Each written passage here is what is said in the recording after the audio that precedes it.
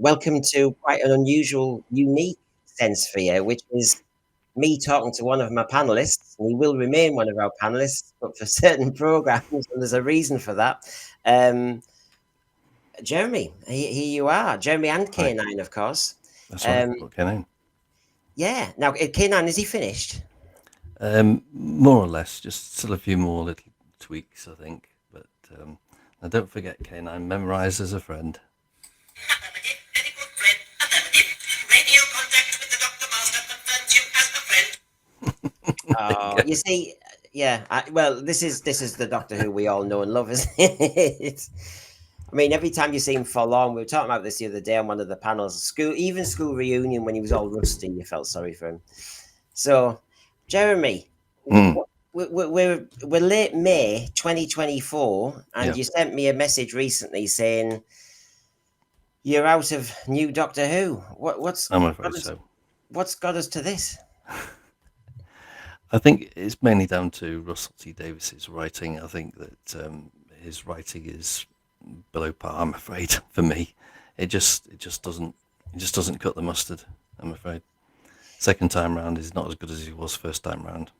I was going to say that. So we'll go over various things. So with this, we've had 7 episodes up to this recording, um, and when were you starting to wobble about not giving? That's it. You're out of new Doctor Who.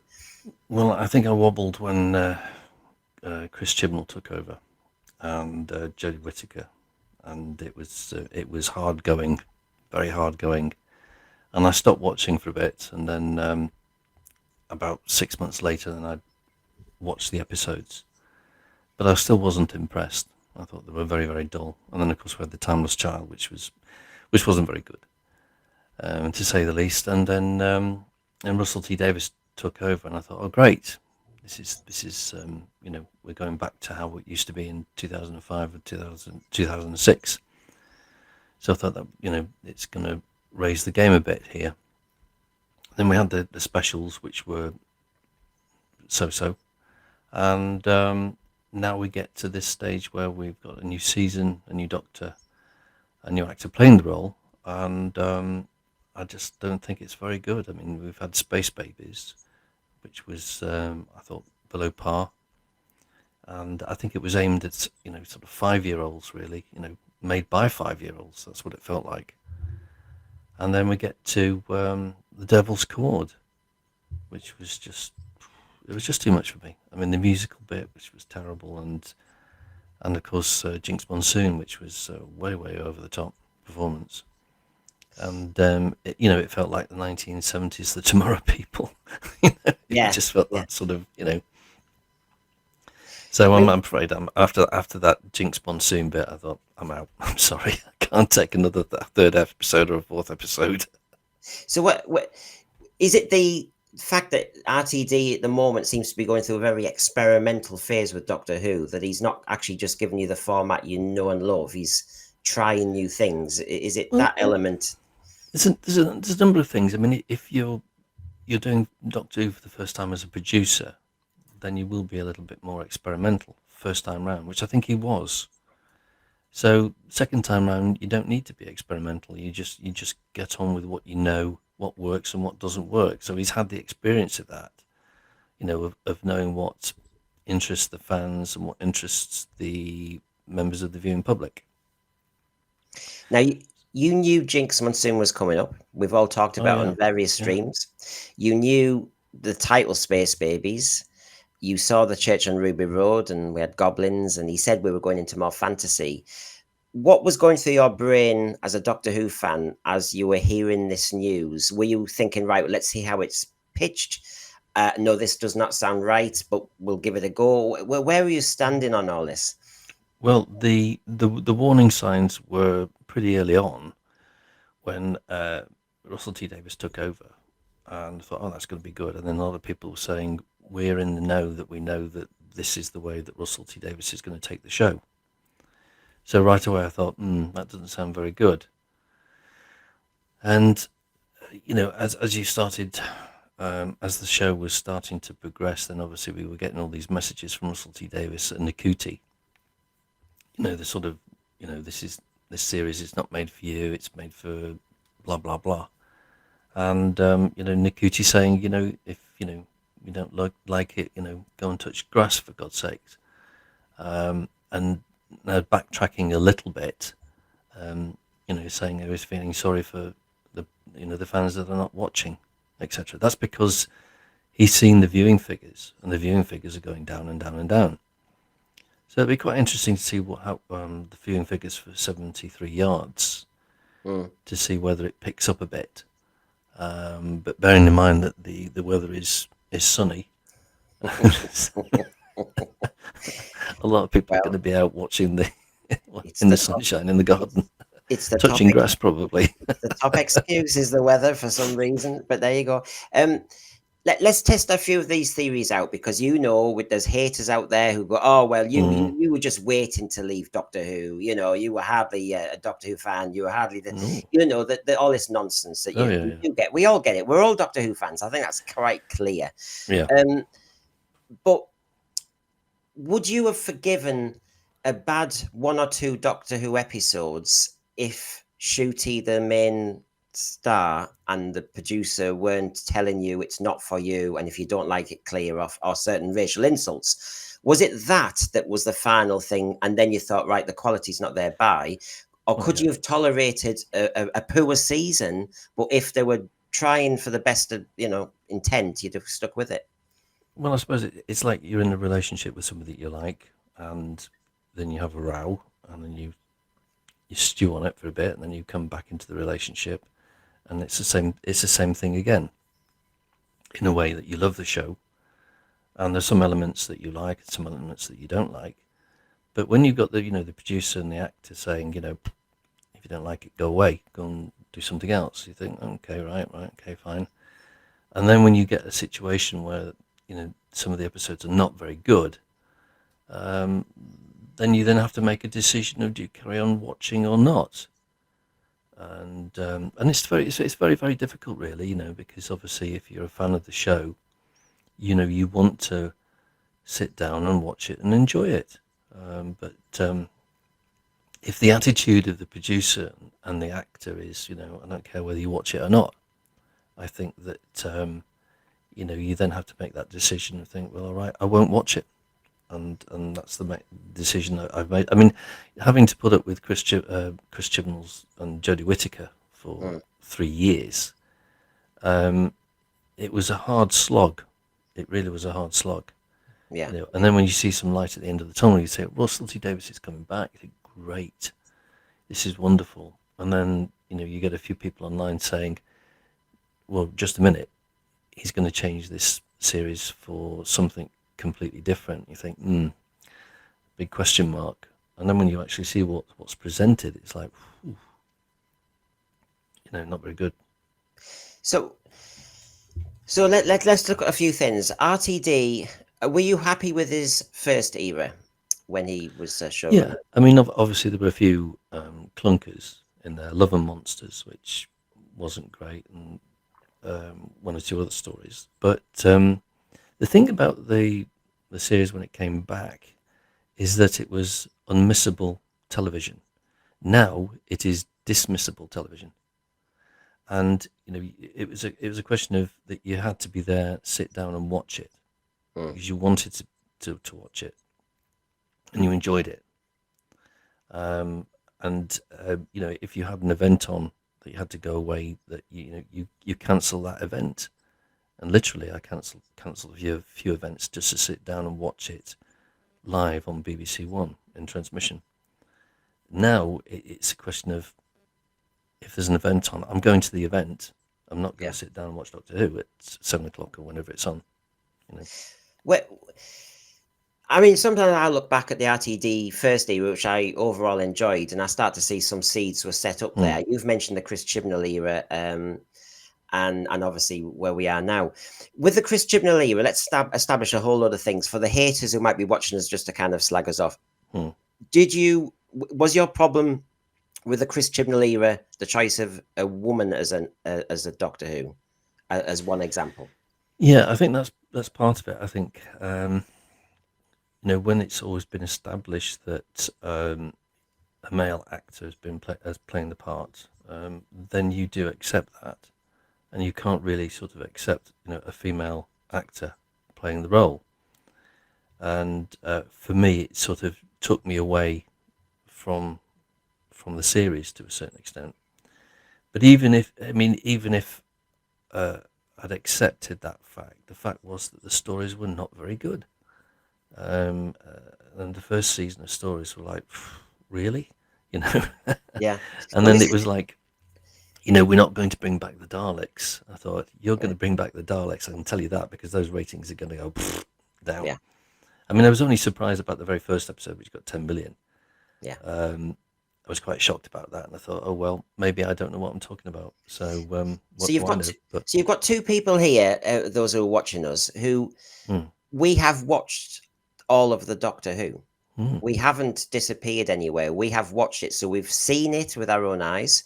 We've not prejudged. We've gone through it, so we can judge it on writing, quality, acting, the lot. I watched the whole Jodie Whittaker era, just like you, and on that one, I mean, it's not about me, so I'm going to throw questions at you. But basically, I could see there was an issue. Number one, Stephen Moffat had done the gender fluid Time Lord, so I could see we were going to hit a problem. Then we picked Jodie Whittaker, but I tuned in just like you did to give it a go. Maybe they got some great idea. My problem with the first episode, written by Chris Chibnall for Jodie, was you had a doctor falling from space who just, once she crashed through the roof of a train, stood up like she's Superwoman. And I started to think, this is not the Doctor I knew. The Doctor was fallible, could die. The Doctor would face the giant crystal and the cave of crystals with the giant one, and would die. He would suffer from radiation. He'd fall from a pylon in Legopolis and he would die. And now we've got falling from space. So to me, I was starting to have problems with, do you really understand the program, or are you changing the program? Where were you on this Chibnall era and what you didn't like? I thought it was actually quite slow in its sort of the way it sort of span out, and dull, and of course the companions were, I thought, dull as well, and not very impressive. And I think probably that Jodie had too many companions as well to bounce off. So basically you had one or two companions that had very little to do, and what they did have to do was not impressive anyway. But also the style, not the style of acting, but the performance of the characterization that Jodie was doing, I didn't think it was very inspiring. I'm not sure why the producer decided to have a female actor playing the role, whether that was to bring in more female fans, which I assume that was the reason why. I don't know, but has it achieved that? I'm not sure. I can't judge that. Well, you hear RTD saying for his interviews that eventually culminated in Shooty that they had a very diverse range of people. There was a last 20, and he said in there you had non-binary, gender fluid, people who hadn't announced it, people who were gay, people, women, men. So you start to see there is a pitch that Doctor Who is going to be played by, basically, I think they seem to be saying anybody, when I actually thought there was James Bond, quite rightly, should be played a certain way. There was a big fuss when it was Daniel Craig because he was blonde, and he's not blonde in the books. Yeah. So when broccoli, it could be broccoli and all them, can get away with that, why is it there's such a vast difference here is beyond me. Right, so we've established Chibnall era you're stuck with, but it was below par for you. It's It was well below par. Yeah. Well below par. So what is it that's broken you with New Who? Because it can be a death by 1,000 cuts, and you keep going. I mean, I'm a Middlesbrough fan, so I keep turning up. But, what is it that made you think, well, I could give it another go? I hear that 73 yards might be a bit of a Welsh horror. That might be all right. A bit imaging, Endar light.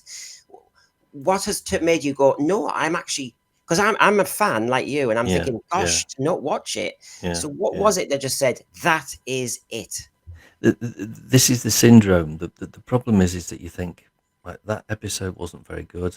The next episode, well, that's not very good. But the following episode, that might be better.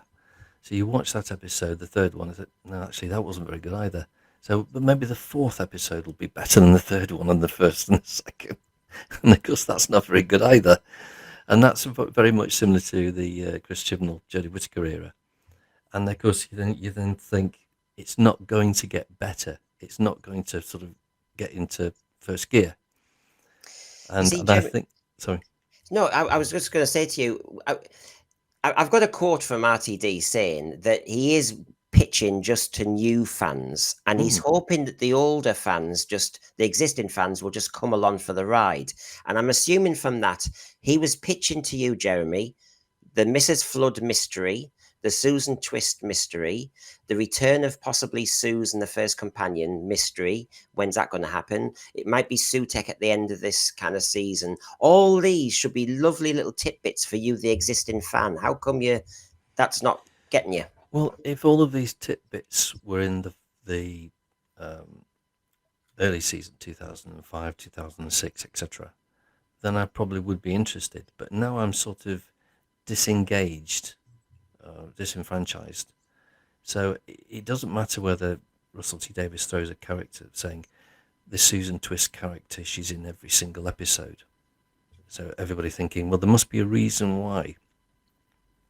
I'm not bothered. I don't care if she appears in every single episode. I've gone past that now at this moment. It's not a character that intrigues me, or Mrs. Flood. Whether it was played by whoever, I've forgotten who it's played by now. Anita Dobson. Anita Dobson. But if it was played by Joan Collins, it wouldn't interest me. I've gone past that point. What I would say to Russell T Davies is write a good story, or write 8 separate, standalone good stories, and then take it from there. Then you can introduce all of these peripheral characters in the season 2. There's a lot of us who are thinking that the one-off stories aren't good enough in themselves to keep people interested, to wait 2 years to see who a certain character is. In The Deadly Assassin, there was a mystery and you went through it for the 4 episodes, but you got the answers at the end. You didn't have to wait another 5, 6 stories or anything else.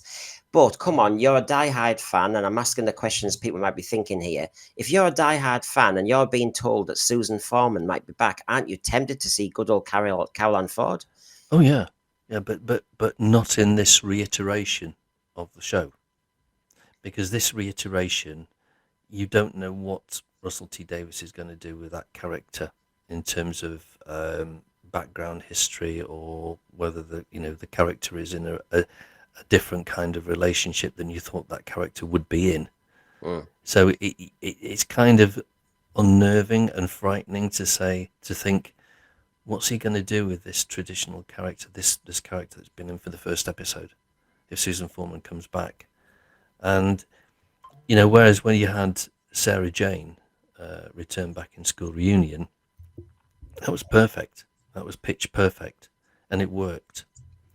And that's how it should be. You shouldn't have a traditional character and change them in such a way that it fits in with today's modern society. I think you should, just go gentle on those characters in terms of writing.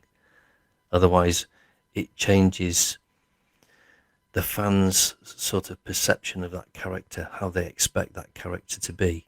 It's much better to write a new character. If you're writing a new character for today's society, that's fine. Whether they happen to be non-binary, or whether they happen to be LGBTQ or whatever, or straight or whatever. If they have to bring sex into it, and I don't understand why a person's sexual preference has to be put into every single story. It doesn't move the story along. No, I don't think it does. No, if you're running down a corridor from a Dalek, I don't think it matters who you sleep with at all, really. I mean, you're going to die, so just get on with it. I mean, Now, come on, you said you enjoyed most of the Russell Davies first era, Yeah, so I yeah. know what was shown there, and I knew he returned a lot of characters. So he brought Davros back in season 4, for Hmm. example. He had That's right. little in Gridlock. He had the Macrophone moment. Blah blah blah. He brought the Cyberman back. So it sounds as though you were happy with how he did it then. Mm. But now you don't trust him with bringing old characters back because he might ruin them. So Oh there's yeah. been a shift. Oh yeah. Where's your evidence? I'm just saying, where's your evidence that he will now ruin characters, whereas maybe before he was all right with them? And I don't think there's any concrete evidence that he'll ruin characters. I'm just saying that given the pattern over the last few episodes, I would be sort of very frightened and unsure about as to the way that he's going to write for these characters. And my advice for him would just leave those characters alone. If you can't give them some really good writing, I wouldn't bother bringing them back. And certainly not Susan Foreman. But I'm just a bit worried about how he will do it if Susan Foreman is coming back into the show. Yeah. Carolyn Ford. Were you happy with the return and how it was depicted of the toy maker? No, not really, and it's disappointing that they couldn't have had the toy maker in the celestial garb, etc., etc., and make him an extension of the original character, so keeping it in sort of in line. So I wasn't really happy with the giggle and the way that the celestial toy maker was perceived or played. The other element of the giggle was, of course, and in a recent interview with LA Times, Jane Tranter and Julie Gardner were saying, Doctor Who's all about change. It's all about regeneration. It's a well-used word now to cover a lot of sins, I think. But they said, it's all about change. And one of the great examples that this new series was all about change was the Bi-Generation. Now, since Doctor Who invented this concept in the first place of regeneration to keep the show going, really, how far did you find that problematic at the time, the Bi-Generation? I thought it was a very naff idea, the Bi-Regeneration, and it would have been much better if it had a proper regeneration. But then again, I wouldn't have brought back David Tennant. I know the reason why he brought back David Tennant. Russell T Davies brought back David Tennant to get the extra viewers. As we can clearly see, that David Tennant brought in an extra 2 million viewers, because obviously he's not in this new season, so the viewership is down maybe about a couple of million, which is unfortunate. But it would have been better if really that Jodie Whittaker faded into the distance and Nakuti was brought in for the first episode, which should have been the Church on Ruby Road, and transmitted the first episode in September onwards, leading up to Christmas. How far have you found the 15th Doctor as presented as an issue? So, for example, we all know each Doctor tries to give you a different facet. So, Peter Davison's 5th would be very different to Tom Baker's. And that made sense. Colin Baker, equally the same. As you saw them, they all knew that they had to show a different side. Otherwise, you could look like you were a weak imitation of the one that went before. So that's been accepted by Doctor Who fans. So how far has the shooty 15th Doctor been a change not welcome, or gone too far, or got it wrong? Well, the buck stops with Russell T Davies. I think Russell T Davies has got it wrong, because he should know how it should be played, and you establish the character with the clothing from day one, so you have an iconic type of image for that particular Doctor, and that's not what the Shooty's got. He's got various different clothes, from H&M. And, it changes in every episode. Yes. I mean, obviously there's going to be some slight variations, as Tom Baker did. Yeah. But the uniformity was the long coat or the short coat, and then the scarf. But the scarf was omnipresent, and the hat usually. But I don't think the Shooty has quite found the image in this first season, or maybe the image was there, but they said, no, what we'll do is we'll give you a variety of different clothes. But we don't really know how much of that is true, whether Reshoots wanted different clothes or whether Russell T Davies wanted Reshoots to have different clothes. So I don't know. It's 6 of one, Well, half dozen the other. well, Pam Down, the costume designer, I've mentioned it in 2 of my saloons because I've got the evidence. And Shooty turned up and said she had a range of outfits. He had an idea for an outfit, didn't he? And he said there were these gender pushing, societal pushing outfits. So basically, I assume that's been set from on high. Yeah. In that respect, I was just wondering, do you think RTD has diagnosed a problem with what was seen as classic Who, and he's been incorrect with his diagnosis? Because he says that the old Doctor Who was pompous, so the new Doctor Who can't be pompous. The old Doctor Who was too aloof and emotionally, was problematic communicating emotion. So they've had to change that. This iteration of the Doctor seems to be gay. They seem to be saying this is the gayest Doctor ever. So we're very in touch with his emotions in one respect. I just sometimes wonder whether, do you think RTD has diagnosed a problem that wasn't there? That he could have actually made a very expensive version of Classic Who, being pompous, being alien, being very emotionally detached, and it would have been a runaway success. Yeah, I think basically he's made Doctor Who another version of QAF, Yeah. Volume 3 or Part 3 in space, time and space. And I think he's making the series the way that he wants to make it, rather than what he might say is, I think the fans will like this. It's retro and it's classic and it'll be spot on, and the viewers will like it as well.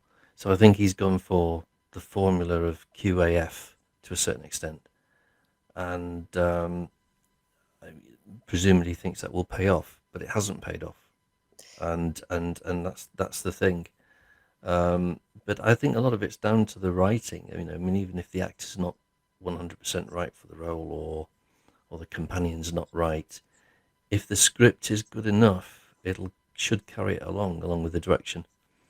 And I'm not seeing really good scripts coming through for me compared to how it was back then. I mean, if you watch, an early David Tennant one, you think, my God, that's good. It's gripping. If you watch something like Midnight, fantastic performance. You can't really fault Midnight. You can't really fault School Reunion. Those are just 2 of the stories that come to mind. But I mean, when you were talking about classic episodes on your Time Flash, Yes. last night, I think it was. The demons and yes, yeah, and I thought, my God, this is so nostalgic, and it takes you right back, and you get that same feeling from the first time that you watch those episodes, and you think, if only you had that magic transplanted here right now in 2024. And I don't know why, the producer and the writers cannot come up with those sorts of concepts. Now, whether they're not reading lots of old science fiction books or whatever, or I don't know where they're getting their ideas from, but to have a soap opera in space, time and space, I don't think that's what the fans want. This is not it feels like EastEnders on some of the episodes. And I don't want to watch EastEnders. I want Doctor Who in the traditional sense, if you know what that means. yeah. No, you know what that means anyway, because you've seen the old episodes, because you were brought up on John Pertwee episodes as I was. Yes, very true.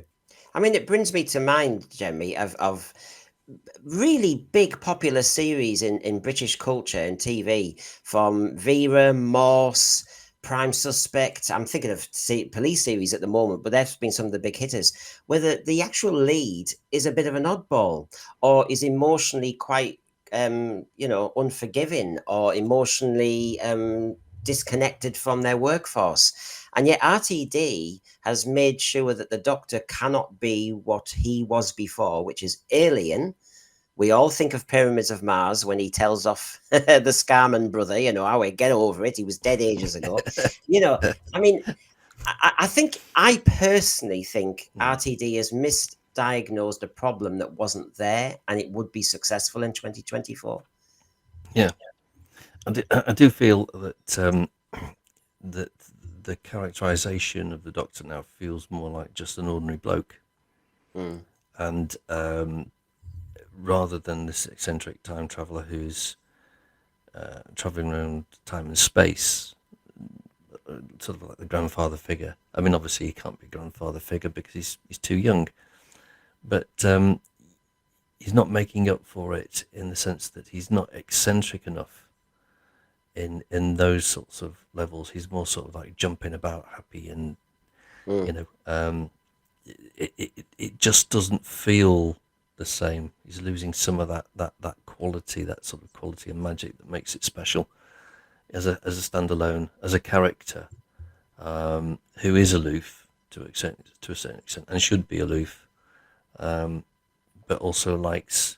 He can be happy on his own, but also he can be happy if he's got a companion or assistant with him, Mm. and that's how it should be, because it works well. Like for instance, the Deadly Assassin, he didn't have a companion, but it works brilliantly, and just as much as when he has a companion with him.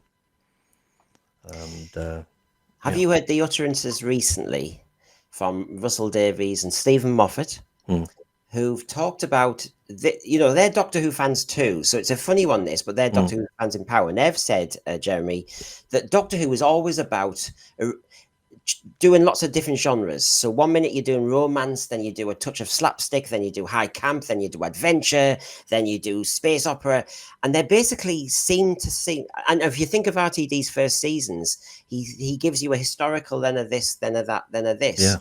And yet I was brought up with a Philip Hinchcliffe series of all horror. The only genre tapped into was horror. So do you think, as a Doctor Who fan, that this other Doctor Who fan called RTD and Stephen Moffat have got it wrong, that Doctor Who was never about a whole series of romance and this and that, as if it's kind of a pick and mix?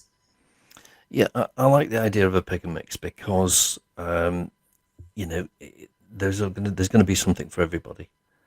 I think if the series was too much like The X-Files or too much like Voyage to the Bottom of the Sea or whatever, or Lost in Space, then I think the audience will start to tire of it. But it's like everything, one story comes, the first story is good, second story not so good, the third story will come along and it's good, and you can pick up. So the stories go up and down a bit, as they always have done in the past. But I'm not very keen on these arc themes that, and then they're sort of resolved right at the end, particularly if the arc theme is not very good.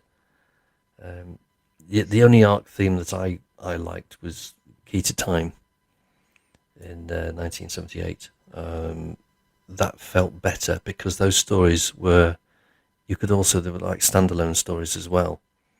So I think they repeated two. I think there was a Pirate Planet and the Androids of Tara, and they worked quite well as just standalone stories.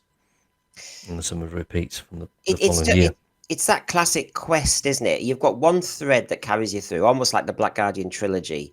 Go back to 64, the Keys of Marinus. You just had a quest, didn't you? Simple as that, but the location changed every week in Keys of Marinus, didn't it? It was as simple as that. Same with the Key to Time. So that sort of linkage rewards a fan, somebody who's consistent. But as you say, for a casual viewer, you can dip in and out. It's not exclusive. So we disagree on that. It's an interesting one, isn't it? Because I think RTD offering this diet, I think he's got Doctor Who a bit wrong. However, I understand your argument, which is if it was all dark all the time, people might start to tune out and get a bit bored with it. The thing is, I think to a point we're both kind of right, which is the diet has now gone so exaggerated. It's like it means that the quality is so different per episode, whereas there tended to be, that was a bit of a duff episode, as in it's not for me, but Tom Baker was all right in it or something, but it seems now that the actual quality of the writing and, as you say, the age range it's aiming for as just up and down like a yo-yo. So like you say, Space Babies seem to be for 5-year-olds, you said, and Devil's Chord seem to be for anybody into musical theatre or drag routines. And then Boom is for anybody who just wants to have a sleep while your male lead stands on a mine, but you know he's going to live because there's another 5 episodes. You know, it's I is your suspicion that RTD from the first era to the second era is seeing what he did, but he wants to just do it more. So basically, the diet now is more wide ranging. In the first series, as you say, he had narrative arcs, but now we seem to have loads of different arcs to the point where you're going, oh, for God's sake, where's the story? Yeah, yeah. This is the thing. It's a bit like the Trial of the Time Lord season. You've got, if you're going to do an arc, you've got to write all the stories and make sure that the arc is concluded in the last episode. And obviously, during that time, of course, they couldn't do that because Robert Holmes passed away. So they had to get other writers in to do that, Pip and Jane Baker. And so, of course, it didn't come together. And as standalone stories, they could have been okay. They could have been passable as standalone stories, but were obviously spoiled by the trial sequences. But yeah, I mean, I'm finding that the arc sort of stories, or the arc theme that goes through all the stories, I'm finding that a bit tiresome. I'd rather them just do a season where you've got 8 or 9 standalone stories, and let those stories be judged by the viewers and the fans alone as they stand. Because I don't think these arc themes are strong enough to get the viewer back in week after week after week. Right, I'm promoting you to head of Disney, right? You've just invested quite a few $100 million in Doctor Who streaming, so you're interested. You've seen what Doctor Who was like under Chibnall, and yes, the specials have gone out, and you've seen them in takes and stuff. But you have your first big meeting with the BBC. What do you think?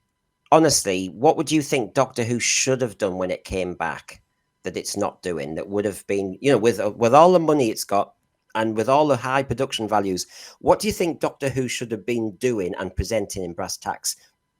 What sort of story? What sort of Doctor? What should we have been seeing? Well, I mean, I would have preferred Michael Sheen to have taken over the role, because he's worked with David Tennant, and also I don't know how popular he is. I assume he is relatively popular. So I would probably have gone for a popular actor to play the role, and that's if a well-known actor would want to play the role. I mean, I presume that Russell has gone for this known unknown actor. I mean, I've not seen him in anything. I know he's been in Sex Education or something, but I've not seen that program, so I can't really judge what his qualities are. But I mean, if I was the Disney executive, I would have said, well, we'll fund you 8 stories for one season, and you must film 2 of them over in America. And I say, fine, that's great, and do it that way. And but come up with some really good stories, really good writers, and there'll be stories that stand on their own. But definitely bring back the Daleks, but only bring back the Daleks if you've got a fantastic story, as a puller to pull the viewers in. You know, I was talking about earlier about whether RTDs misdiagnose things, and I'm trying to think with the injection of Disney cash as well. Do you think Bad Wolf and RTD are missing a trick by not doing episodic? Because then you wouldn't need necessarily, you know, the narrative arc is forced on top of singular stories when you could just have, you know, the Doctor on a quest, like you said. He could do a Key to Time series, and that would. Yeah. I mean, what's your theory? Because I watch loads of programs where they do, you know, you have to tune in next week. Line of Duty does it. Who's H? That's the narrative arc, really. Who's H? I personally don't understand why RTD is not doing episodic, because so much good popular telly does. Yeah. I mean, there's no reason why they couldn't do a part 2 story. You know, like The Time of the Angels, which was very good and very enjoyable, and it got a great cliffhanger at the end. of part one, and it would be possible for him to do that. But as I said, the writing has got to improve. I mean, these stories felt like they could have been just adapted for a Doctor Who magazine comic strip, Space Babies in particular. Yeah. And one did sort of feel that it felt very much like comic book story. And again, with The Devil's Chord, you didn't need to bring back the Beatles. I mean, what they could have done, they could have said, oh yes, the Beatles were recording here last week. You've missed them, but never mind. We've got this new band called John Smith and the Common Men, and they're just doing this record now. Yeah, yeah. And that would have tied in. That would have dovetailed beautifully in with the first episode.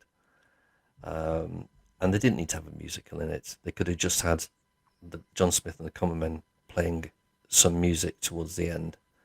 And I think that would have worked, and particularly if they'd changed the Jinx Monsoon character for a more sinister female character, and then built up the crescendo towards the end and the fight sequence. But it certainly needed rewriting. There's no doubt about that. What would you say regarding? We've got 8 episodes, which people are disheartened really that we've gone from 13 to 12 to 10 to 2 halves. Well, I mean, would you have gone? Because these are all choices. If you had to do something like 8 episodes of 45 to an hour, it looks like, knowing what Doctor Who used to be like and knowing what you could do, you could have done about 16 episodes over 16 weeks of about half an hour. And you mentioned the demons because we talked about it the other day. The demons might be in people's hearts, not only because it was a good story and atmospheric, but it was in your heart and in your head for 5 weeks. Yeah. It was an event in your head for 5 weeks. Whereas these, if you binge watch at midnight, you see, this is the problem with streaming and everything. They've taken away that Doctor Who can be consumed so quickly that it is everything the opposite to being an event. And I think therefore, should you increase the volume, but shorten the length. I'm trying to think where you think they are going wrong with this present iteration. Well, they're going wrong by having the episode shown at midnight on iPlayer first time round, because what that does, it takes away the audience that would watch it on the BBC One premiere screening at 7 p.m. So right away they're reducing the audience at that time, so you're going to get an audience down to about 2 million, whatever. So I think that's a mistake. They should have just showed the story and premiered it on BBC One at 7 p.m. on a Saturday night, and then it goes on to iPlayer, so then people can do catch up. But it's taking a fair amount of wind out of the sails from the BBC One screening. I think that's one of the mistakes that they're doing at the moment. I haven't watched. I mean, I will watch when it's the transmission time, and I find that I kind of know what's happened because I'm obviously streaming on a Sunday the review, so I'm collecting pictures and stuff. So I have done my deal with the devil. So on Twitter and various things, I'm seeing everybody all day and I'll come to a point about the target audience in a minute, but you get this impression. I already know. I mean. I'm going to do a Likely Lads episode where I hide in a church, trying not to get the football results. I'm this nonsense that people will stream to their own heart's content. RTD going to enjoy it, but they don't keep it to themselves, do they? They blast it to all and sundry and say, "Did you like that twist at the end? Did you like this? Here's a photograph of this." I mean, really, you have to then handicap yourself and just avoid all social media because somebody else can't sleep. You're gonna get people and YouTube live streamers not necessarily say if we're going to stay up and watch it from midnight till 1 o'clock in the morning or wherever, and then go onto the computer and start doing making up notes about 3 o'clock in the morning. Yeah. I mean, I wouldn't do that. I'm sorry, but as mad as Doctor Who fan as I am, there comes a limit. What I've learned, things. what I've learnt is, having heard various things about the series, I thought if I stayed up till 1 in the morning to watch it, then get triggered, and I'd be upset about what's happening to the program. Then you try and sleep. I mean, how does that work? No, Um, no. I had another question for you then, since we're at this kind of disembarkation point. You're in terminus. You're in You're Don't mention Terminus. I don't like yes, I know. Terminus. I'm either gam. But you're disembarking, and I never got the impression when I watched Doctor Who ever that it Mm. was aimed at me. I didn't get the impression it was aimed at anyone. I No, just thought it no. was on BBC One and it was pitched at tea time, and your dad, your mum, your sister, whatever, would watch it or not watch it. The Mm. point was it was just on TV. Mm. I don't understand this concept of we're pitching to a certain audience. I mean, do you watch a fair bit of telly, Jeremy?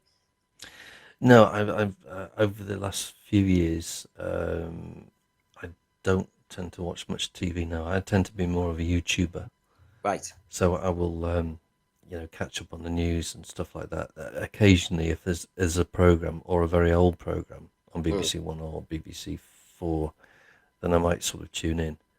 But now, as far as linear TV is concerned, now they're just not making the programs for me.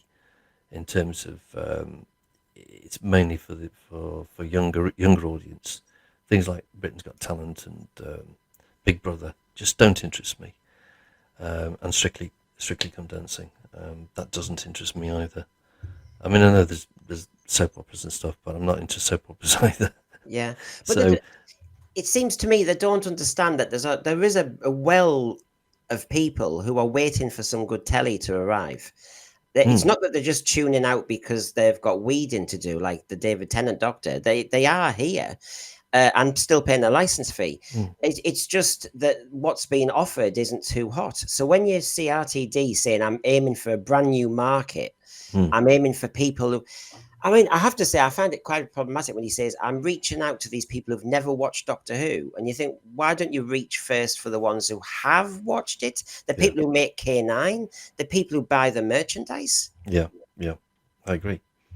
I don't know what sort of audience he wants. Whether he wants more of a multicultural audience, whether he wants more of the LGBTQ audience, I don't know. I mean, those are questions someone's going to have to put to him eventually.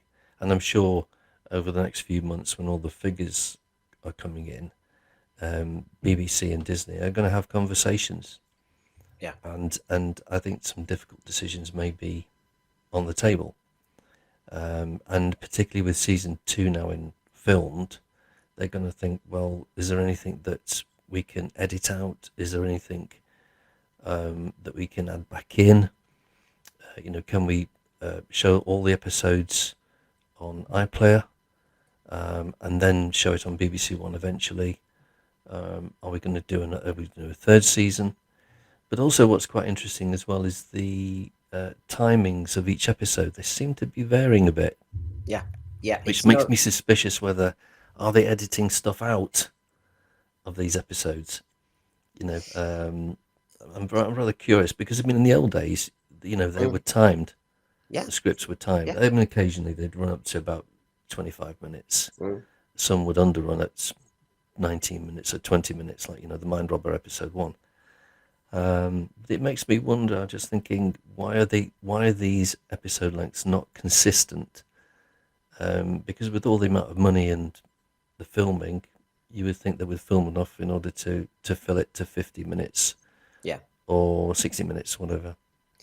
But equally, even if there's nothing in that, but I understand your point, that the other thing is Doctor Who has not been given, as you're saying, a clear start point, like 7 p.m.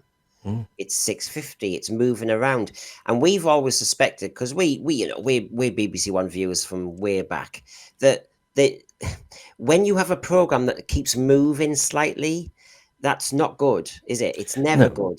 But I mean, in the 1970s, Doctor Who used to move about to 20 past 5, 5:50, 6:15, 6:20, depending on what was on. But you always knew it was on Saturday. It never moved from Saturday. I mean, in BBC Wales, they showed Invasion of Dinosaurs on Sunday afternoon, but I don't know what the reason why, whatever that was, but that was only for a short period of time.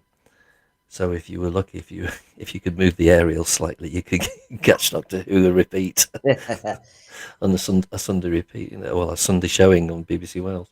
But it did move about a bit. As to whether that had an influence on the ratings, and I don't know. I couldn't really say, but it could be interesting trying to look at the different episodes and the ratings for that. If something happened in the future where, I don't know, after another 4, 5, 6 episodes through this era, that it starts to pick up and it starts to become popular, maybe improved. I know it's all in the bank now, but say it did, would you come back? Oh yeah, I mean, if you said I've watched this episode, which is The Return of the Daleks, and it's fantastic. Russell T Davies has wrote it, or Stephen Moffat's wrote it, and it's exceptionally good. I say, all right, I'll give it I'll have a look at it, see if it is any good. But there's a lot of fans and a lot of viewers out there that are not tuning into this. They're not tuned into it at all. The series. No. I mean, I think we all see it with lots of streams now. There's an awful lot of Doctor Who fans who are almost sounding like we're just finding the negatives, or we're just. Oh yeah, I mean, there's a point where you can see the psyche shifted, hasn't it? It's not like we're going right. Let's see what Doctor Who's been like tonight. I was trying to control one of my streams the other day, where basically we were trying to predict. I think you saw it. We were trying to predict the 73 yards, for example, and I thought actually already the cynicism has got people checking out. I don't think you can prejudge it. I think you've got to watch it and then work out what you liked about the story and what you didn't like about the story. And it could be the direction that was very good, but the story wasn't good. There's various different things about that. So you mentioned the demons. Yeah. What writer? I mean, they may not be alive now. That's the trouble. What Doctor Who writer would you like to bring back? What Doctor Who director? What type of story would you like to see done? Well, every writer has a good story and a bad story.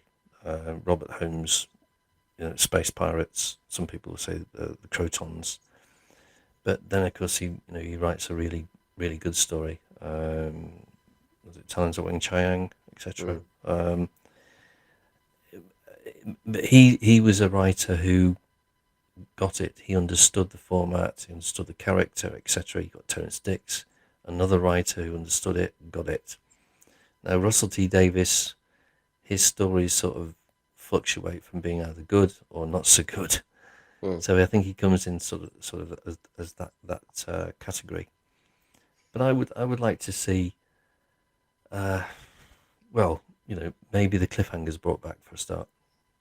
Yeah, I saw when there's been rumours about whether RTD's under pressure now from Disney or whatever. You see various things. It's conspiracy theories. Everybody, have you noticed in the stream, knows somebody. By the way, sense fear, we know none of us know anybody. We're just normal fans. but you do hear whispers, don't you? Yeah, and one of the whispers is somebody like Toby Whitehouse might have been, collared. Would that please you if somebody like that came in? Well, I think at the moment at this stage, I think Russell T Davies has put his cards on the table. We've seen the cards, and it's a duff hand, and he's going to go back into the game next year with season 2, and he's going to be playing the same hand. So it really we need a new player basically to come in on season 3 and to present 8 new stories with maybe 8 new writers. Seems to me there need to be a bit more cutthroat, believe it or not. That since 2005 we've had only 3 showrunners, and obviously, as you know, it seems to be Buggin's turn, because we've had RTD, then Moffat. They've written for each other. Chibnall, of course. Once RTD gets a job back, he says he phoned Chibnall to come back. He phoned Moffat to come back. Murray Gold's back. He's got the crowd back. To me, that's not cutthroat. Actually, that sounds as though it's everybody. Because Yeah, the I point mean, is, RTD yeah, says things like, "I can't change Chris Chibnall's work because I respect him," and you're thinking, okay, then. If you're head of Disney, Jeremy, and yeah, you've seen how the first season's maybe fallen on the ratings, which it has, mm, season two is already made, yeah, and you unfortunately, yeah. come in, what do? Do you know, like with Snow White, do you do a massive expensive reshoot to save season two, or do you ditch season two, which shows a disrespect for the writer? Well, you'd have to look at season two, and that means executives sitting down, watching the episodes, and seeing where it could be improved, or maybe it doesn't need to be improved. Maybe season two is much better than season one. But given the likelihood that season one and season two were filmed together, season two is going to be pretty much the same as season one. So I think that they might probably insist on edits. They might probably Mm, insist on refilming, which is a strong possibility. Um, and at the worst case scenario, they could say we don't want to show that story. yeah. And I can't really see that the latter really, because if they've spent so much money on that story, they say, well, we don't really want to Yeah. scrap that story. We don't want to do another Ashada. You see, there's other rumors out there. I'll just say spoilers, people. I mean, I've heard Mm, this for season 3 and 4 that he would bring back the Cybermen. It is planned to bring the Daleks and the new version of Davros in season 3. Now, there has to be a point with Disney, Bad Wolf, and the BBC when they go, hold on a minute here, because once you've gone so far, it's yeah. over, isn't it? I mean, have you heard those rumors? I mean, all I've heard is that there's a possibility that Russell might be moved to executive producer, something along those lines, and whether that's just sort of a person who oversees everything or not. Whether it was like the first season of John Nathan Turner, where the Mm, executive mm, producer was Barry Letts, yeah. just to make sure that everything's all right and that the producer can run it on his own. Um, I don't know. It's the problem I have, and I think a lot of people have, is that season two is pretty much going to get the same ratings as season one. And the danger, of course, is that the BBC One screening could go underneath 2 million, Mm, mm. and in general that the ratings, even on the iPlayer, could go down as well. Yeah. I mean, I've done streams. I'm sure you've seen them where Mm. he's basically lost 30% already. Ouch. That's You need to start with a big figure to lose 30% on a regular basis. Yeah, I mean, I'm sad in a way now. I'm at the stage where I'm sad and disappointed. I've gone past the anger stage. Yeah, My favourite show is Trailing, which is very just sad and disappointing. And like a lot of people have checked out. I mean, whether he can bring them all back in season two or not remains to be seen. Well, since Jeremy, we've got to this, as we call it now, the disembarkation point. Aha. Was there any other point when you've been a Doctor Who fan since being a kid when you started to think, do you know what, I'm not going to watch it, or you started to lose interest, or you actually didn't watch it? There was only probably about 1986 when we had the trial of the Time Lord, and I'm thinking this is not coming together. But I mean, at that stage, I was a hard, dedicated fan anyway, so I would have watched it straight through. So, I mean, the only stage where I just stopped watching and where my interest started to wane, I would say, would be the last season of Peter Capaldi, Yeah, and it was very noticeable that there were kind of lulls in the story, mm, and I thought, where is this going? yeah. Particularly the one where he was in the tower and he was trying to get out of the tower. Oh, And I heaven thought, sent. and I thought to myself, what is this program I'm watching? Because this is not Doctor Who. It felt very depressing, and I almost switched off, almost, and I thought, that's not good. And then, of course, when Jodie Whittaker came in, I thought, this is it. I'm checking out. Well, you were just saying how sad it is to be in this position, and what you know, one of your favorite shows, a lifelong interest. Clearly, you have this interest at home. We've got a Oh, big, yeah. beautiful canine prop there, which you have spent months and months and months on, haven't you?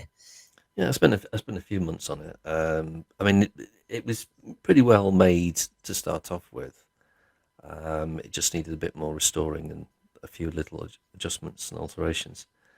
I mean, obviously, I didn't make it because it was pre-made, but I do like sort of restoring stuff. Yeah. I find that quite interesting.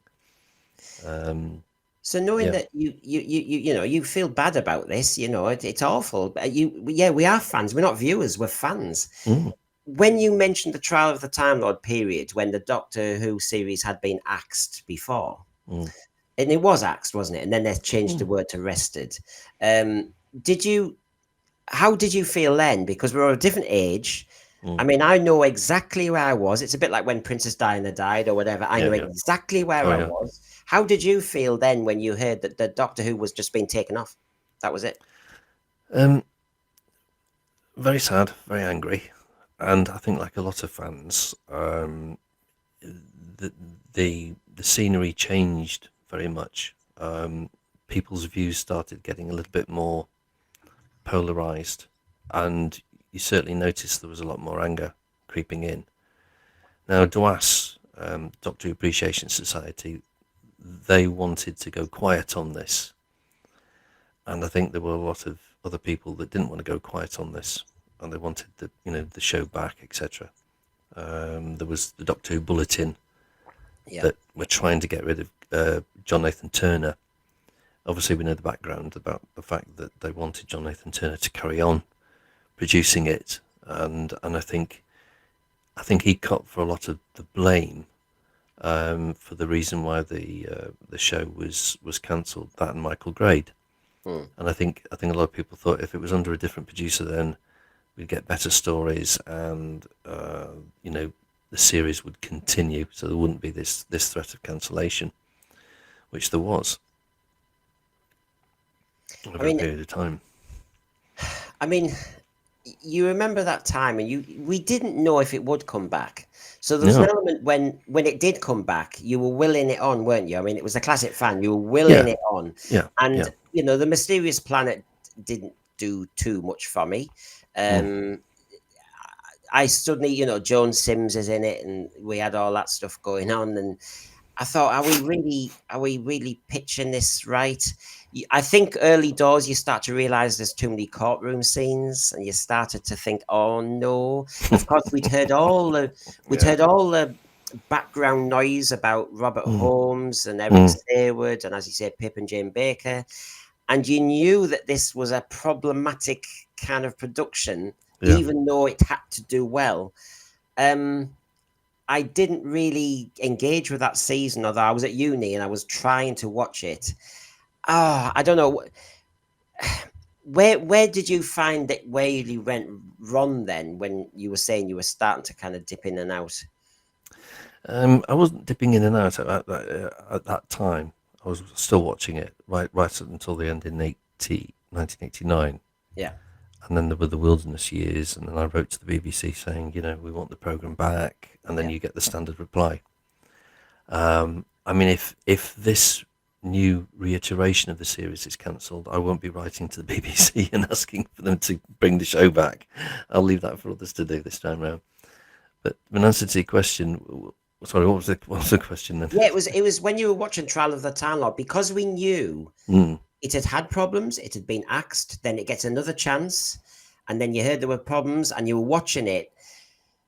Were you thinking, oh, and more of that, less of that? Were you battling watching it? I found I wasn't just watching it; I was watching it with this third eye, so to speak.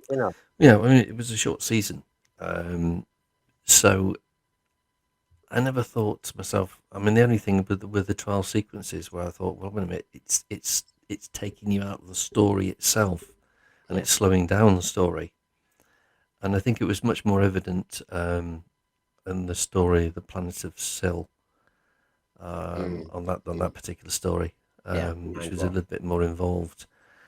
And then you've got obviously Perry was killed in that story, and then at the end of it, then no, she wasn't. She's Yeah, married to King Yukonos, yeah, and I thought to myself, this is a mess.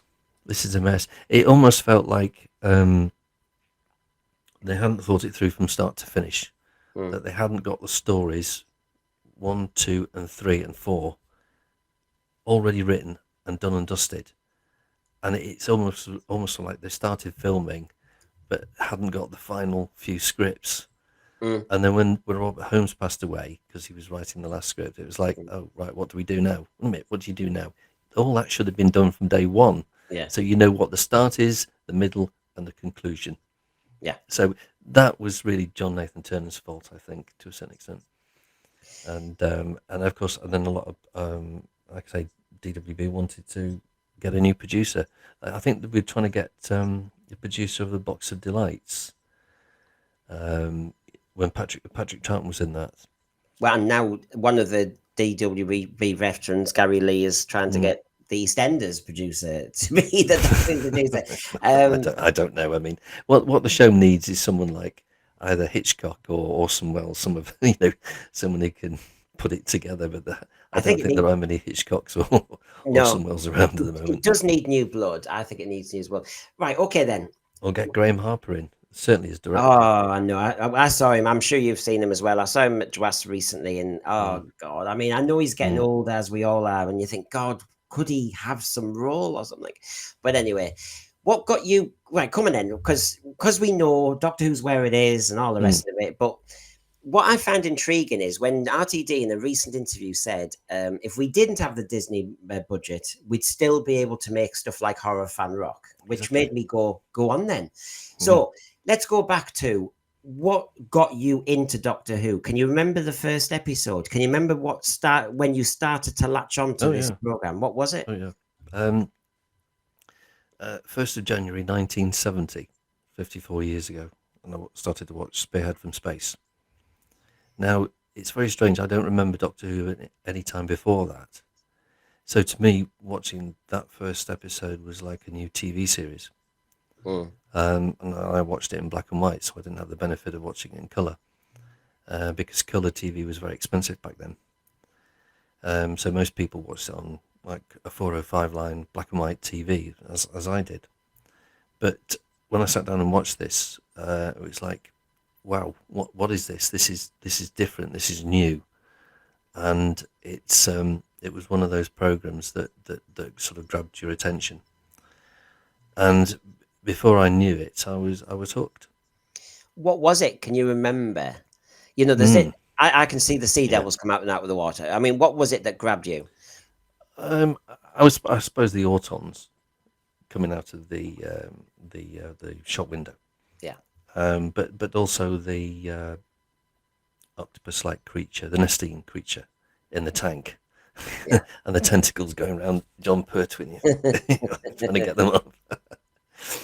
You see, So I'd be about what, 7 years old, six I or seven always years old. and I always saw him as a real granddad type figure. Yeah. He had that authority. I liked that authority as a kid, I have to say. I find it interesting now that they've got younger and younger, really. But which stories in those Pertwee years absolutely are your go-to? I mean, you've just mentioned the demons because we were talking about it the other day, but which ones are your kind of comfort blanket? You go, do you know what? Well, That takes me back. The voice, the ensemble, which ones are there? Day of the Daleks, which was the first Dalek story I saw. And then people going about the Dalek voices, saying, "Well, the Dalek voices were very naff." But at the time, actually, I thought they were all right. Um, the Daemons, or the Demons, whichever you want to call it. Most of the 1971 stories, Terror of the Autons, Mind of Evil, which was quite frightening actually. The Keller machine Mm. and the dragon that appears. I mean, I know people say, well, it looks a bit naff, but actually, if you're about 7 or 8 years old back then, and Yeah. don't forget there was no other program like Doctor Who back then. no other program like the Doctor Who at all. You know, you'd have things like Time Slip, Mm. an Ace of Wands, which was quite interesting. But no, Doctor Who was quite interesting, and Carnival of Monsters. Carnival of Monsters Oh yeah, because you saw the Cybermen, or you saw a Cyberman, yeah, yeah. and an Ogron, and so that sort of like a cameo appearance, as in the Mind of Evil. And that's all you needed was a cameo. I thought of that even in 2005 when in the Dalek episode they had a cyber head Mm. in that museum, and you think that's all I needed as a kid. If Yeah, I was a kid going, yeah, oh, there's a Cyberman. Oh, oh, oh. Now going back to the 70s and that era. Now you are obviously therefore a little bit older than me, and so I'm going to ask you a few questions about this, which is when we were talking about the demons the other day, that season, is it season 8? The Master mm. was in every story. Mm. So if you've remembered from 70 onwards, what was it like? Because obviously I've only seen it from video onwards, so I Yeah. can appreciate Delgado. I remember Delgado in Frontier in Space, etc., from that period. But what was it like as a little kid watching Doctor Who and then suddenly this iconic figure appears? Did it feel like that at the time? Did you get sick of him for that whole season? I mean, how did it go? No, funny enough, I didn't. The Master appearing in every story was actually a bonus. The character kept returning. I never thought for one moment, for one second, oh, it's not the Master again in this story. Oh, the Master again in this story. You know, it was because the performance was very, very good from Roger Mm, Delgado. I think that it kind of worked, and also the stories were a lot stronger, and so the character felt part of it rather than an overbearing character coming in every single story. mm. And it sort of dovetailed very well just for that season. I know Barry Letts thought that we shouldn't have had the character in every story because it's too much, but actually I think it worked. I think it worked for that particular season. And being a kid at the time, this is what I mean, because adults speak on behalf of us. RTD's good at it now. He speaks on behalf of kids. Mary Whitehouse did it. Did you find the Master was scary and intimidating as a character on TV?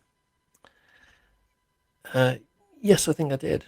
Particularly with the Terror of the Autons. Mm, You have the plastic chair, mm. and he just clicks his fingers, and this plastic chair kills the character Harry Tobe, the actor Harry Tobe, and not in real life, just the character. and of course that was scary because plastic chairs and things like that. That was a sort of a Yeah, new thing that was coming yeah, in, you know. And also the killer doll, yeah. which was very, very scary. Particularly if you were a young kid and you had nightmares and stuff like that, then that's when that sort of creeped in a bit. Well, I've got some questions for you because Mm, we are Doctor Who fans of a certain era. The younger ones, bless them, who might have found New Who and various other things, won't. They may have read about stuff, and things can get distorted. I know my mm, opinion, but I'm going to ask yours. mm. Mary Whitehouse made a complaint about the drowning scene of Tom Baker in Deadly Assassin. Yeah. Complained about the Terror of the Autons with the daffodils and the police. Mm. Now, there's three examples from two stories. Being a kid at the time watching it, did it have that massive impression on you where Mary Whitehouse was in a way right? It certainly did have an impression on me, but then again, so did the news, the BBC News. Some of the images coming out of the BBC News at that time, just trying to think, IRA bombing, that sort of thing, and blood coming up from people's faces, when bombs had gone off, that sort of thing, of wars and famines. Mm, That also had an impression on me, but that was real. Doctor Who was not, and that's the difference. And if Mary Whitehouse wanted to protect children, I suppose then they should have had some sort of form of censorship on the news, like they mm, do today, mm, where they say, just to warn you that some of these images you might find distressing, mm. or things like flashing images. But I suppose looking back now, it probably was close to the edge, Terror of the Autons, as to what they could get away with and what they couldn't get away with. Mm. And I mean, I'm fascinated. You know, the whole culture about Doctor Who, when people lazily talk about Doctor Who, especially in the 70s, they talk about behind the sofa, you know, the classic expression. I was obviously never behind a sofa. I was in the lounge a lot on my own No, yeah. because the tea was being made and all the rest of it. But I was never that scared. I have to say, I was thrilled and I was extremely engaged.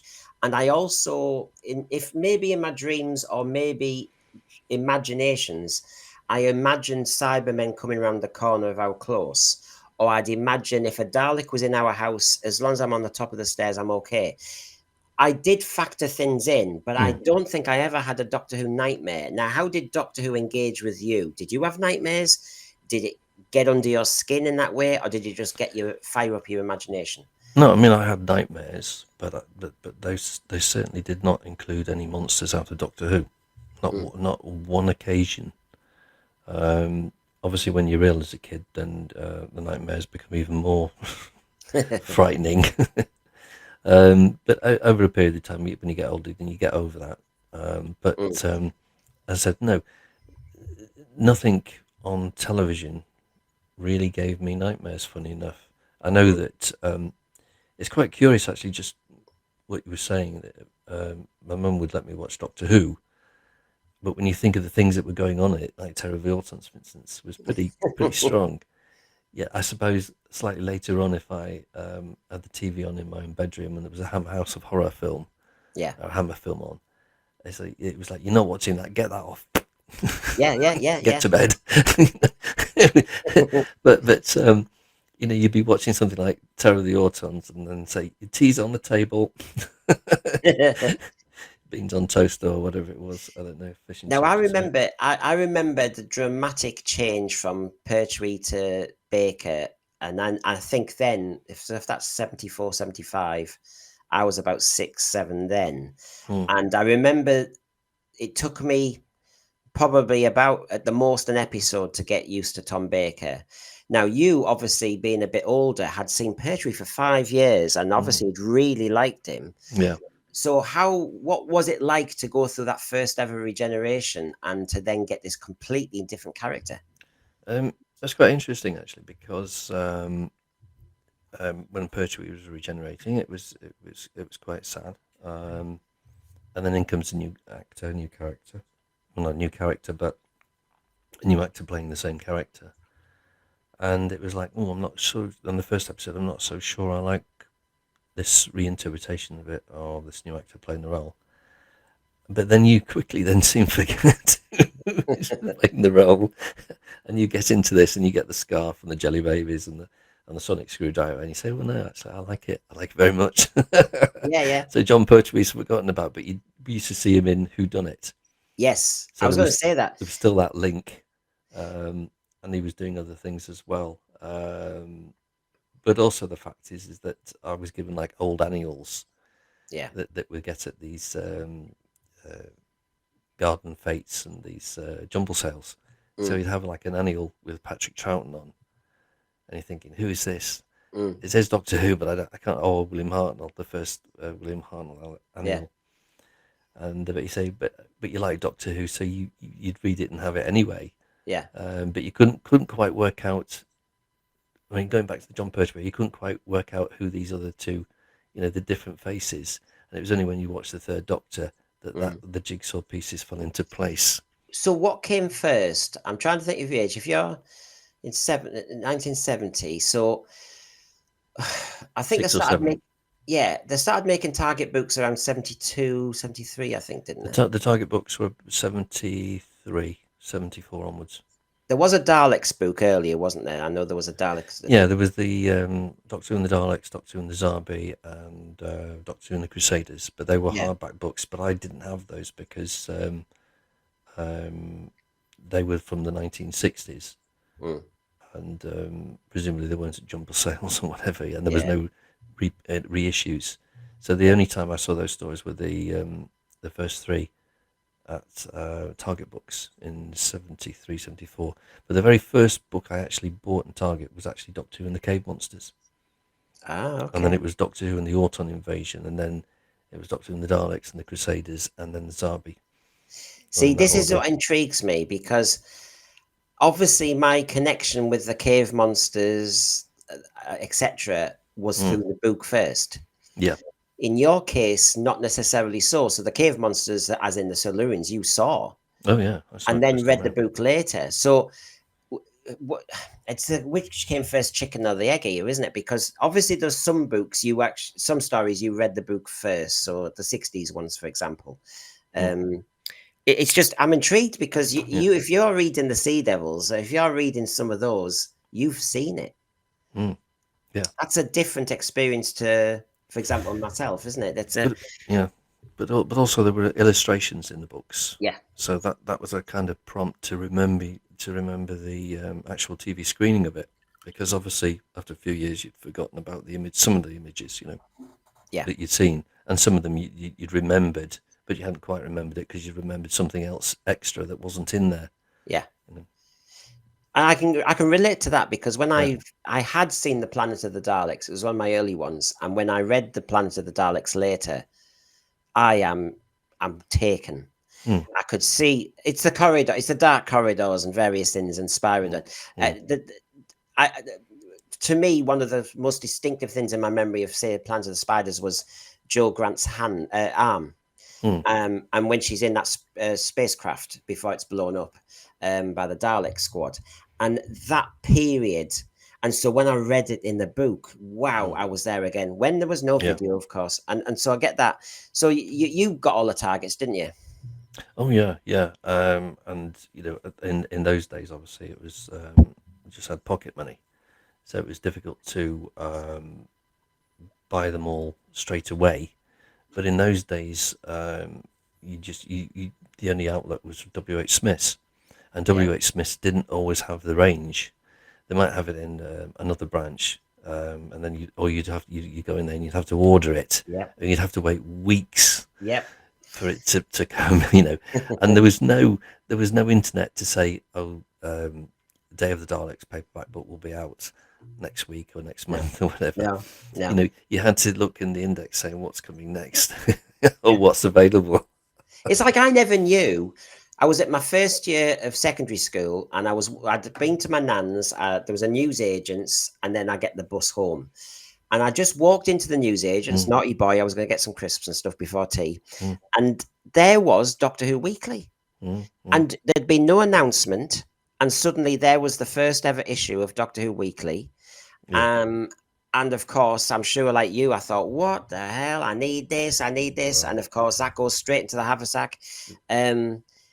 What happened? What happened? Because TV Comic was doing it, doing the Doctor Who comic strip, and then of course they did the reprints of the earlier strips, John Pertwee strips, but just stuck Tom Baker's head on, and then they stopped. And then I think someone read it in one of the fan magazines. It said, "Oh, the Doctor Who Weekly's coming out. Was it Des Skin or something? I can't remember what his name was. Okay. I can't remember what his name was now." Yeah. And then so that came out in '79. So I started buying those. That changed a lot of things, I have to say. It did, yeah. But the show was getting much more popular in America, so I think this was part and parcel of it as well. So one question I missed was when we were talking about the regeneration from Pertwee to Baker, but the other thing you touched on, I wanted to ask you, as a fan who's been through this, when you saw the Three Doctors, I saw the Three Doctors at the time, and of course back in the Five Faces, I saw it properly. As in, I didn't feel totally cognizant of it when it was on the first time. Second time, it was like a comfort blanket because I could join the dots, but I couldn't really remember it all. For you, the Three Doctors must have joined all the dots all at once. I mean, who is this first Doctor? Who is this second Doctor? Did you find you warm to them? Yeah, I enjoyed it. Very much. And I think at the time, from what I can remember, I had the very first William Hartnell Anil and the last Patrick Troughton Anil.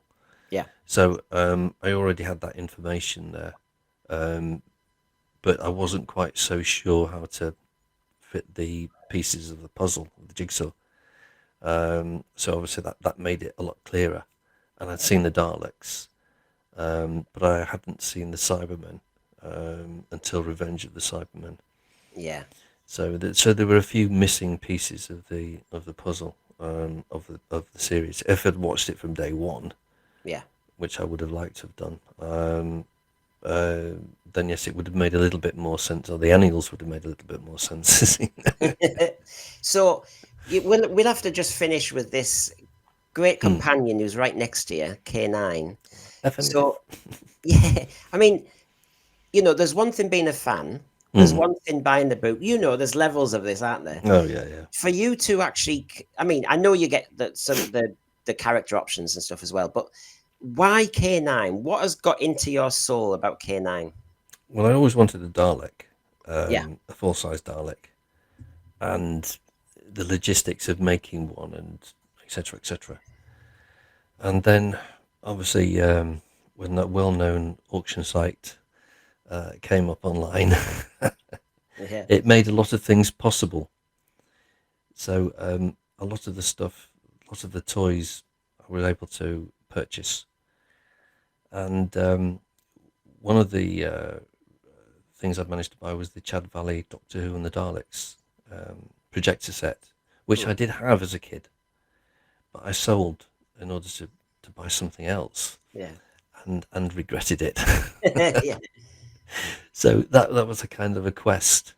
But this chap was selling some Daleks, and he had a K9. And he said, "Do you want to buy the K9?" I said, "Well, I'm up to the max now, just buying this Dalek." And so I restored that at my parents' house. So it remained in my parents' house, the garage, for a while, and then it came over here, piece by piece. Wow. But driving with it in the back seat on the motorway, and then kids were like, "There's a Dalek in the back seat," with the bottom half of it in the trailer. My dad driving back from Birmingham. So and then I bought another one which was half built, and then so I turned that into a Dalek from the Death to the Daleks, and made the gun, proper gun from scratch. And then this K9 came up, and I thought, well, this would be a little project for me to do if a K9 does come up. And a few did, but they were very, very expensive, and some were complete and they were from this planet Earth. But this one came up, and it was the right price, and I thought, well, I could restore it. And so I found that, and there were lots of other things like Cyberman helmets that wanted to be restored.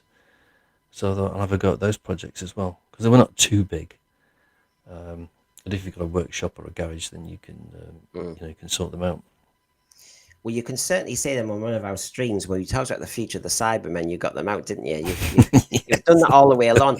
So, I mean, to wrap this up, it was a shame to hear that Jeremy was disembarking from new Doctor Who. He may come back one day, you never know. But he will always come back on our Sense Free, because we will look at classics. We will talk about memorabilia, and obviously Jeremy will be my go-to for that. So, as Nakuti said, I'm not going anywhere. I'll be around. Well, I'll be around. I mean, it's weird, this, isn't it? Because you become friends on these things, and So no, thanks for your time tonight, Jeremy, and I'm sad to hear that. But I'm sure you'll be back somehow. Yeah. I just want to say one thing. If people out there and the fans out there and the viewers like it and enjoy it, Doctor Who, great, because they're going to be the next custodians going forward.